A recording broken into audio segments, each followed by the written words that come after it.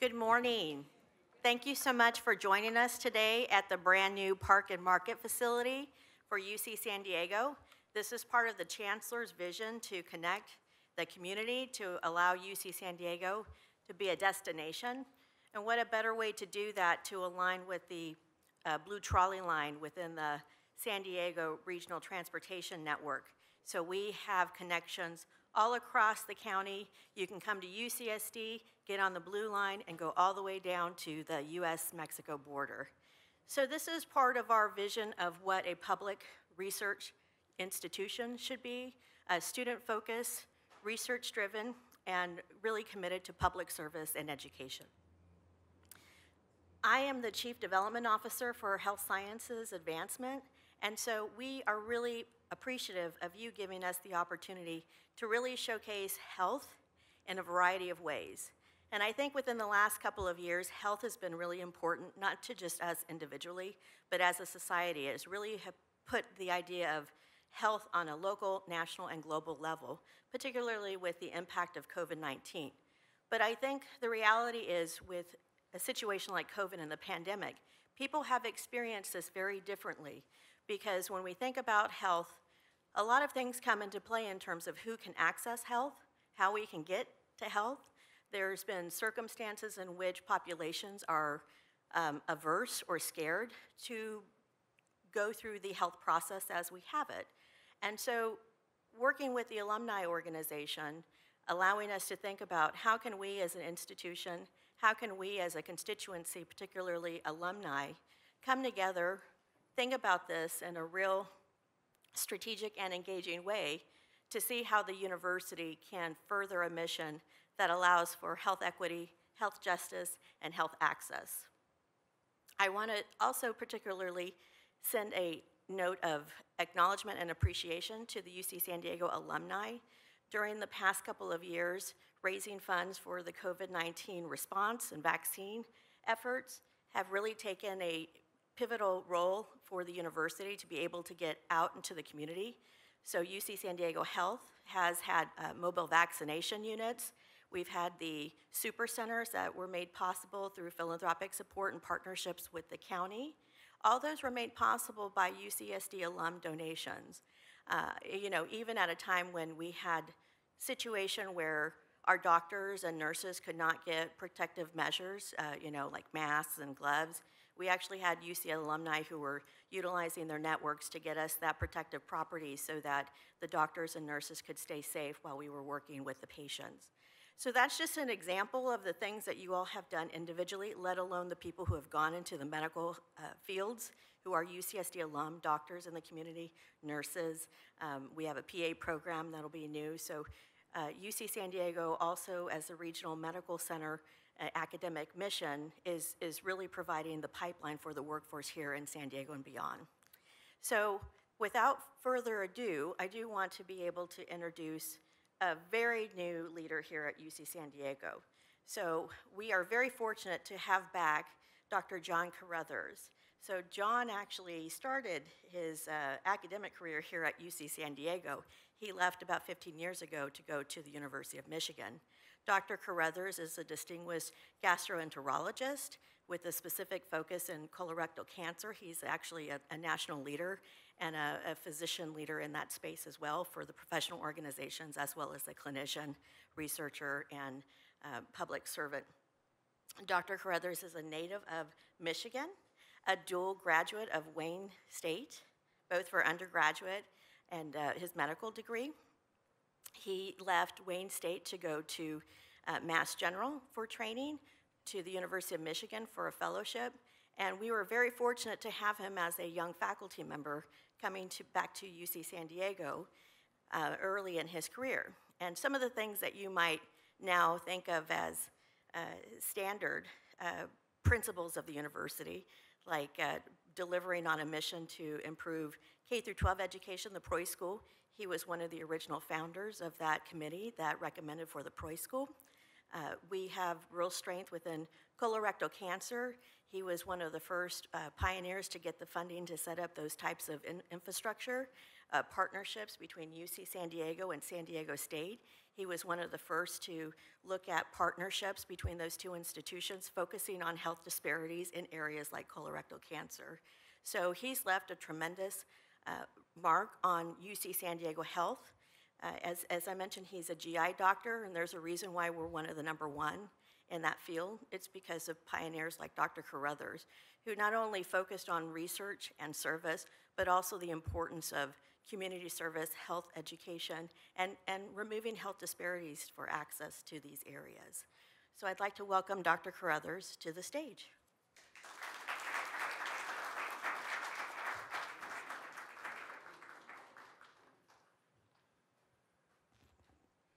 Good morning, everyone. It's great to be here. I must admit, and I apologize, we're starting a few minutes late. I was stuck on the 10th Avenue traffic for about 45 minutes, as I'm sure some of you were. And I think as I was sitting there in traffic, I was thinking about things like patient access. And if you look at 10th Street versus maybe another street that's nowhere near this, what is this, Padres Fun Fest or Fan Fest or whatever it is, some people have faster access to health care, and some people are in this long 45-minute line trying to drive and getting access. So as Mel said, I'm a gastroenterologist. I trained at the University of Michigan, but I came here as a very young faculty member and totally enamored with UC San Diego, which was growing and continues to grow today. As Mel mentioned, as a young faculty member, I was on a committee that helped establish the Price School here at the University of California, San Diego. And that was a very fantastic learning experience for me and created a different avenue for access for many of our young people, particularly south of I-8. And in my 14 or 15 years here, during my first tour, I established some connections with some FQHCs. These are federally qualified health centers, trying to partner with them on some of the areas of my passion, which is colorectal cancer screening. We had some successes and some not so successes. In the ensuing 14 or 15 years at the University of Michigan, helped build some nationwide pushes for colorectal cancer screening, particularly reducing disparities. And without going into a whole lecture on this, I'll say there's been some recent victories at the national level for that. And I'll just remind myself, even though February is Black History Month, March is Colorectal Cancer Screening Awareness Month. So you might hear a lot more from me during that time. But suffices to say that even at our national level, for the last 30 years, up until recently and right through the period of COVID, there was a huge disparity for screening. And screening is one of the great equalizers. We've seen this with 2 large studies, getting colonoscopies and even non-invasive screening that can eliminate disparities between blacks and whites. And now we see even Native Americans with this huge disparity in incidence and mortality from colorectal cancer. We have a lot of work to do. We gained a lot of evidence, a lot of ground up until COVID, and COVID really set us back in many, many ways. And when that data, as it comes out, we're going to be surprised that the recovery from these rates of screening and reducing cancer, we're going to be set back probably 5 or 10 years based on my estimate, because the unevenness in our practices of recovery from COVID for reintroducing screening, and particularly in colon cancer. It's great to come back to UC San Diego. This is I just finished 3 weeks here, so I'm still drinking from the fire hose, trying to figure out things. A lot of things have changed since I left 14 years ago, certainly for the better, and you can know that you will have a great partner here at UC San Diego with our community, particularly for this leadership conference into things that we both care about. So just know that for a fact. It's certainly my pleasure to introduce our keynote speaker today, Dr. Anita Raj. And this is, and the work she does is one way to illustrate our own institutions, the UCSD's commitment to public service. Dr. Raj is the Tata Chancellor's Endowed Professor of Society and Health at UC San Diego. She's a professor in the departments of medicine, where I just recently joined, and she reminded me, hey, we're co-faculty members, and education studies, alongside serving as the director of the Center for Gender Equity and Health, a hugely important area across all of our community. And having 6 older sisters and 4 daughters, that's highly important. Her research, including both epidemiologic and intervention studies, focuses on sexual and reproductive health, maternal and child health, and women's economic empowerment and gender inequality. And I know my daughters would love this talk, I'm sure, and they'll come out and probably meet you, Anita. So Dr. Raj has approximately 300 peer-reviewed publications, and her work has been featured in major media outlets in the US, UK, and India. And I just heard her talking about her last trip to India on that. So please join me in extending a warm welcome to Dr. Anita Raj and her talk today. Thank you for doing this, Anita.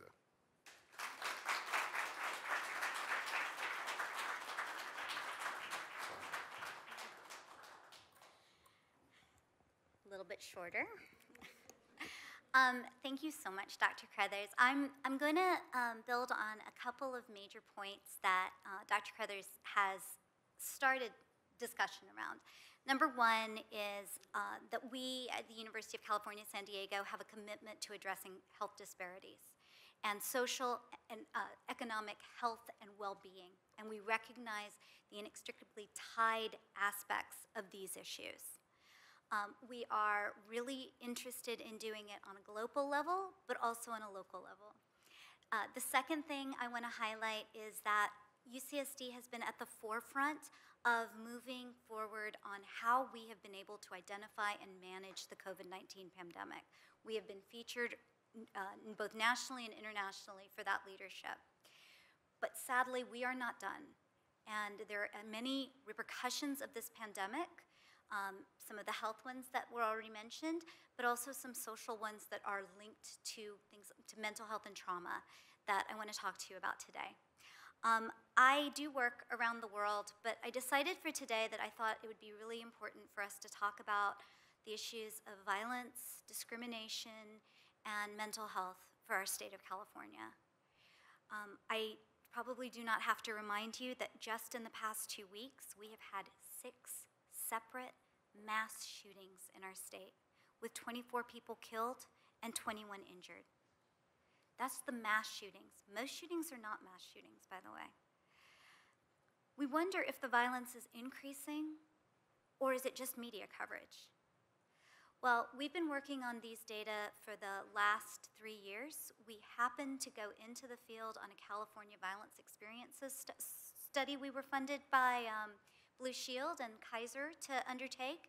We happened to go out on, in March 2020. It happened to be the week that California shutdown happened. We have been going out into the field every March since then, and we've been monitoring the issues of social health and well-being, inclusive of mental health, but also the experiences of violence.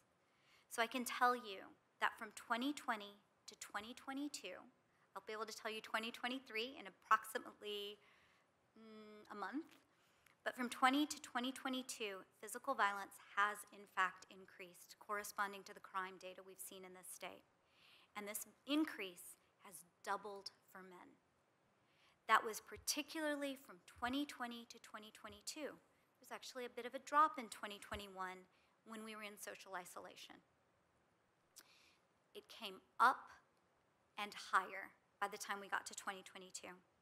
We've also seen an increase in victimization from sexual violence. Not surprisingly, as people started using the internet more, cybersexual harassment and cybersexual bullying became more and more normative. But that also aligned with the ideas that we were seeing more aggression, more verbal abuses of all sorts in our society. So what's happened in the past year? About 1 in 6 Californians has experienced some form of physical or sexual violence in the past year. That is 2.4 million Californians that had been victimized by physical violence, mostly men, and 4.5 million Californians that were victims of sexual harassment, coercion, or assault in the past year. That was mostly women.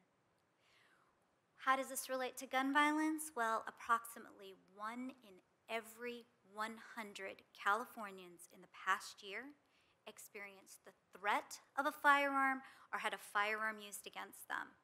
That is 250,000 of people in our state.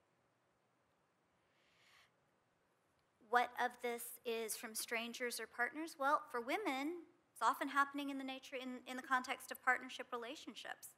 About 1 in 25 people were physically or sexually assaulted by their partner. So the access can be very high. I come to you with very horrible figures. And unfortunately, I'm not done. I'm going to take you through some horrible figures, and then I'm going to talk to you about how we can make a change in the state. So some additional aspects of this is violence is at an epidemic proportion. It is infectious, we might say, where we see that the discrimination, the community violence, the intimate partner violence, and the sexual harassment, including cybersexual harassment, trolling on social media, they are interconnected. Those who are experiencing one form are more likely to experience another. Those who perpetrate one form are more likely to perpetrate another. And this is not distributed equally. For example, racial ethnic disparities. Black residents are 4 times as likely to experience gun violence as compared with their white, Hispanic, and Asian counterparts in this state, even though they're less likely to own a firearm. Latinx and Black Californians were more likely than white and Asian Californians to have experienced physical violence in the last year. When we look at sexual violence, we see a slightly different but still disparate situation. Latinx Californians were the most likely of any racial ethnic group to have experienced sexual harassment or violence. And you were particularly seeing it in the context of workplaces or in their home environments in the nature of relationships with landlords. There is a heightened vulnerability, and we think that it is somewhat related to some of the COVID, the manifestations of the post-COVID situation with regard to housing stability and work stability. We also see that lesbian, gay, and bisexual Californians were more likely to have experienced sexual violence. Again, sexual violence inclusive of coercive, exploitative, and forced sex. And those with a disability are twice as likely to have had these experiences. So we see that there are very high rates and growing rates of violence, both physical and sexual, and in a variety of forms, and from a variety of perpetrators, although we do tend to see most people know their perpetrator, it tends to be more likely to be an intimate partner for women. What we're also starting to see is discrimination. So many of you may know that hate crimes are on the rise. We have data that for the first time, and we're the only state in the country that has these data, and particularly for the past 3 years, that discrimination is in fact on the rise. And that includes racial ethnic discrimination, but it also includes sex and gender discrimination, age discrimination, which we had not actually anticipated, and could speak to some of the crimes that we've seen, Asian hate crimes against older Asian individuals. And this, again, has increased. We only have it for 2021 and 2022, but it's significantly increased in this period. Those who experience this kind of discrimination, these everyday kinds of discrimination, being watched, being verbally accosted in a public space, they are 6 times more likely to have also experienced physical violence and 3 times as likely to experience sexual violence. So what I hope you can see is that we have a layered and integrated trauma that is happening in our society and that the people that are already most vulnerable actually now are more likely to have experienced these violations. So what are the major consequences? Depression, anxiety, suicidality, uprooting your life to try to get away from these situations. How do you do that when you're in a pandemic where you cannot move?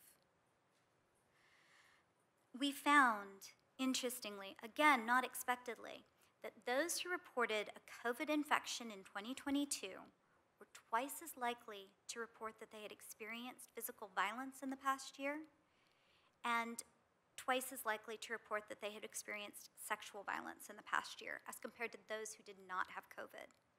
Our health vulnerabilities, the physical health that people consider, are inextricably, again, tied to the types of violations and trauma we experience, and we are seeing them in disparate ways.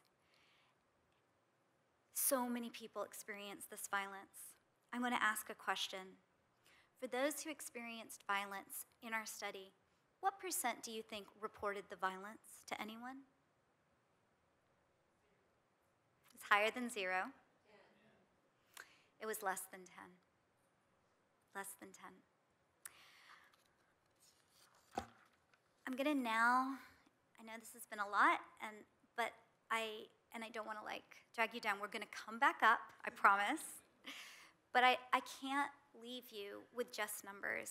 I want to give you some of the voices of the people in our work who are willing to share.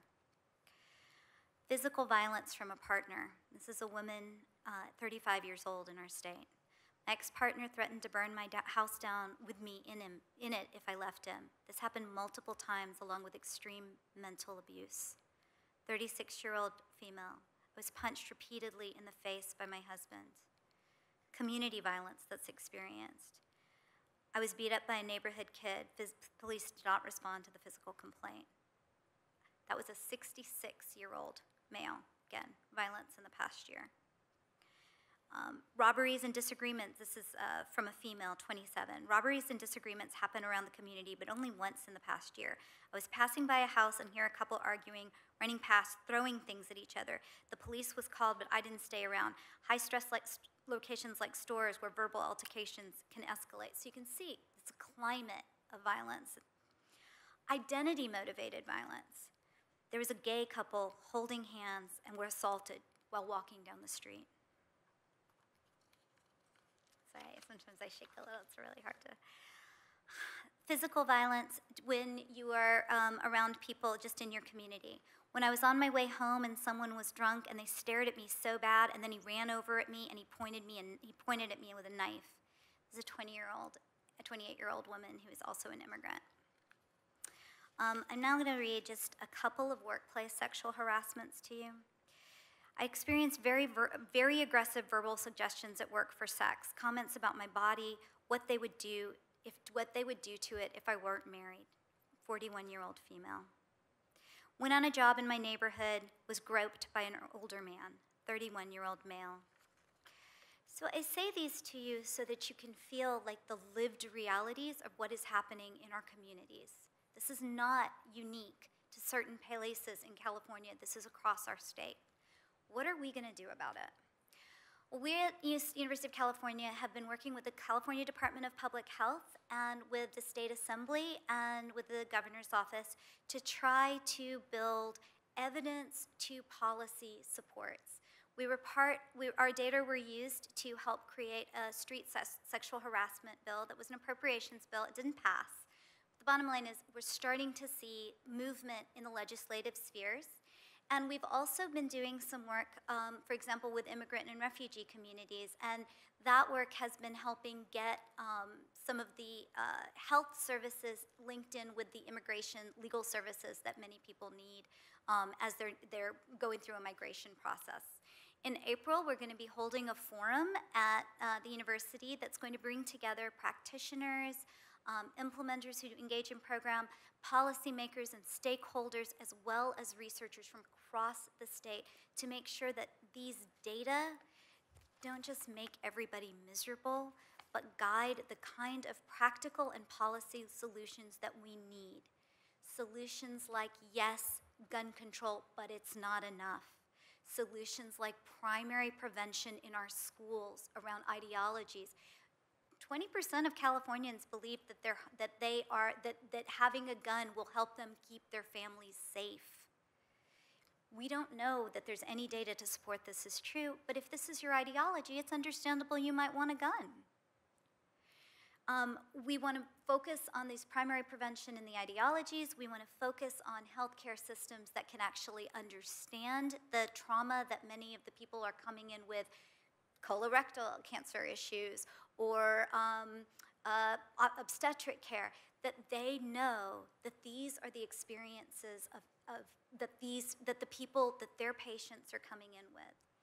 And we've got to end this violence and give better supports through housing, through community efforts and organizing, and may I say perhaps less through policing, given that we found that among Black men, the threat with the gun or the use of a gun, it was about the fourth most likely perpetrator who would have done this.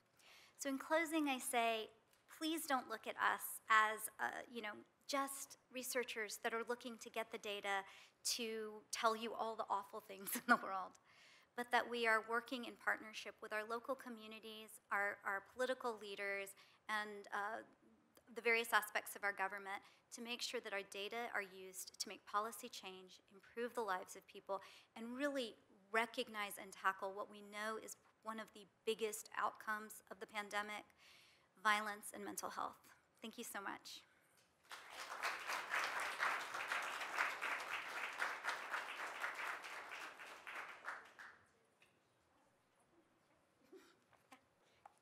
If I can take questions, if that's helpful.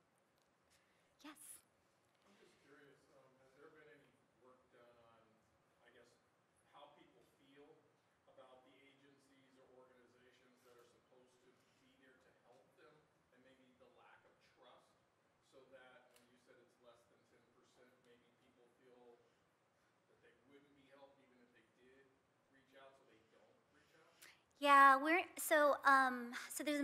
this represents a body of work that there's a number of researchers on campus that are doing, and there are people who are doing that. I have not particularly worked in that area exactly, but there's a lot of people. There's great work being done by Jennifer Wagman on this issue in California, where that's exactly right. I mean, whether it be because of the police violence that we do see, inappropriate use of police violence, also fears around immigration. We are doing, Jennifer, Yora and I are doing some work, my colleague, we're doing some work with migrant and refugee communities around the state. And one of the key findings, we're looking at their experiences of violence, and one of the things we're finding is some of the violence or racism, or xenophobia, the kind of like verbal mistreatment they're experiencing in the very services that are supposed to be supporting them. And that is inclusive of health services, legal services, social support services. It just shouldn't be happening.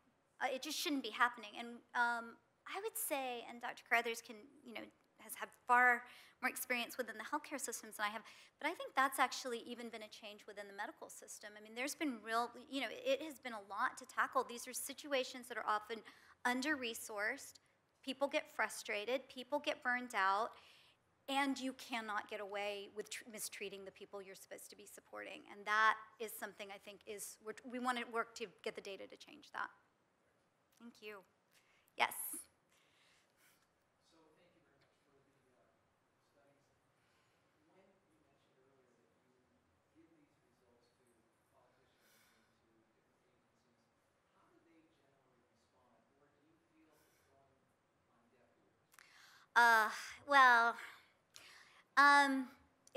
It is probably to us, I think that's the hardest part of our job is, I think we're very good at creating high quality, methodologically rigorous research and getting it into journal articles, and that just isn't enough. So I really want to commend our funders, Blue Shield of California and Kaiser, because what they did is they helped us with communications. So we have communications firms that help connect us to politicians that would be interested in hearing what we're having to say. It doesn't mean that when they get the information, they can move it forward. We did get to see, and it was very exciting for us, we did get to see a bill move into, go to vote, and it had gender and gender equity and health in it, and we were so excited and so proud, but it was an appropriations bill, and it went down. So I would say it's really hard. Like, we can find the people who have the interest, but that doesn't mean that they will be able to, that the political will support them to create the change, or sometimes we have to wait. I will say, I find it shocking and disappointing how little media attention we've been able to get.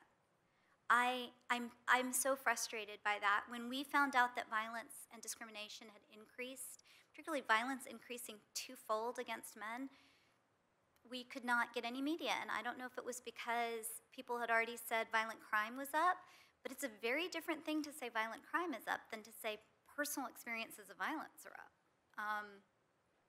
That's been really disappointing, and I don't know how to change that. Yes.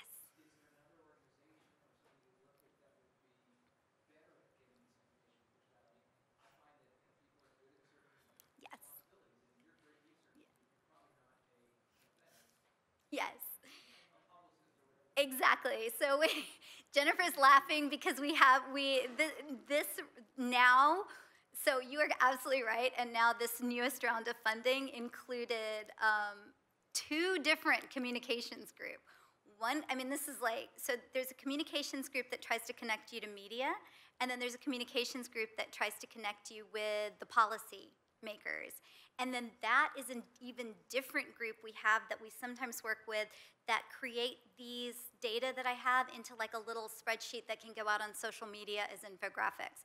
You are like a bazillion times right. That was not what we were trained to do, and it has been really, really hard, and we're trying to sort of correct for that because this is a forum, like I'm so grateful that we got to be asked to present the data because this is exactly where we want to be able to get data to people.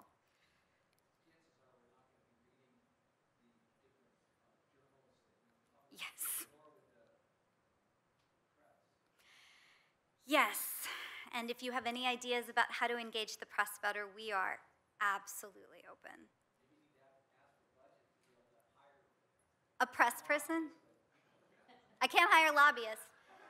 I can't do that. Costa time? Oh, can we do these 2 women? Okay. Thank you.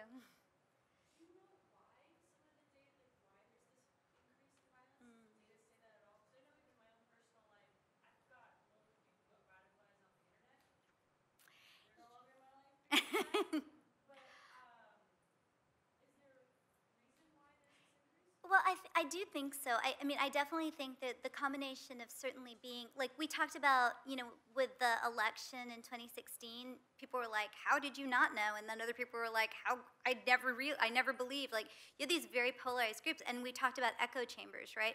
Now you take an echo chamber and you socially isolate them, it starts to very much normalize ideology. So I do think that is a piece of it. But I actually think a big piece of it is, I think that the social isolation and the anxiety and fear induced by not just the pandemic itself, but the economic stresses that went along with it, and all the stresses. I mean, I don't know how many of you had children in your life, but oh my God, and I'm going to be biased and say disproportionately mothers had to take on the education. I mean, Jennifer had twins January right before we hit shutdown, and along with a 5-year-old, and I just watched her, and it was like she had to teach her child to read because it was not going to happen in school. And if you've ever taught your child to read it, you need a lot of time. So it was just an enormous amount of stress and burden and along with some of these other issues that we think is the case, but I think we're going to be figuring this out for a number of years. And all the health crises in the family, right?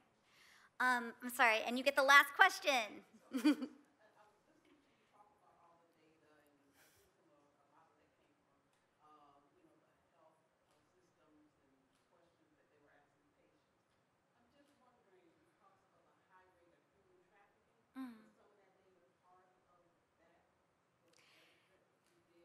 Yeah, so this is actually our survey. We implement the survey, and it's a state representative sample. So when I say to you 1 in every 100 Californians was a victim of, that means 1 in every 100 Californians. It's a population-based survey. We weight it to make sure. We do have questions on, we don't call it trafficking in this case, we'll call it like quid pro quo sex. So we call, yeah, because, right, so here's the thing. You gotta use language that doesn't bring up legal ramifications, or people don't necessarily say that had it. So that can mean anything. Sex trade without your agreement, like so.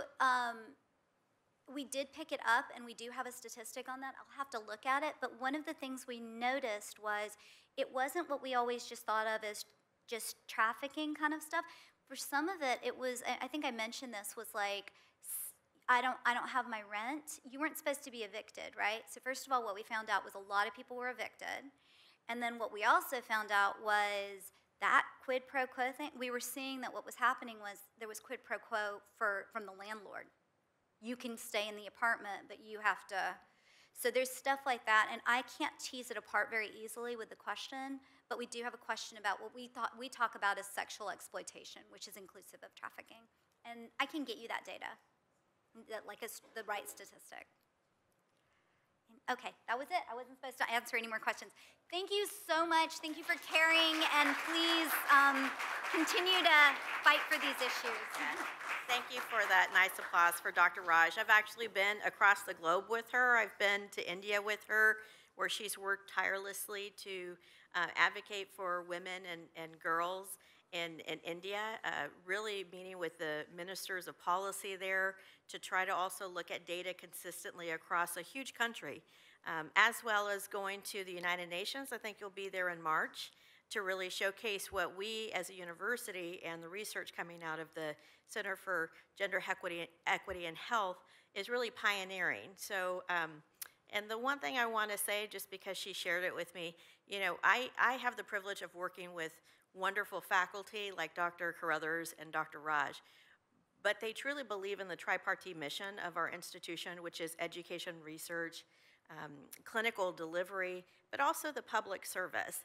And Anita had mentioned she just received another $1 million grant from the Gates Foundation, but it wasn't for her research. It was from the trainees that she's worked with years after years. So she's building up this capacity of people that will be working on this research topic for the next generation. And so that's a legacy there. And so I'm very proud to be part of an institution that it's not just focusing on what's happening today, but also setting up for the future. So thank you again so much for your time. Cheryl, Natalie, they have a wonderful program lined up for you all. So thank you again for joining us this morning.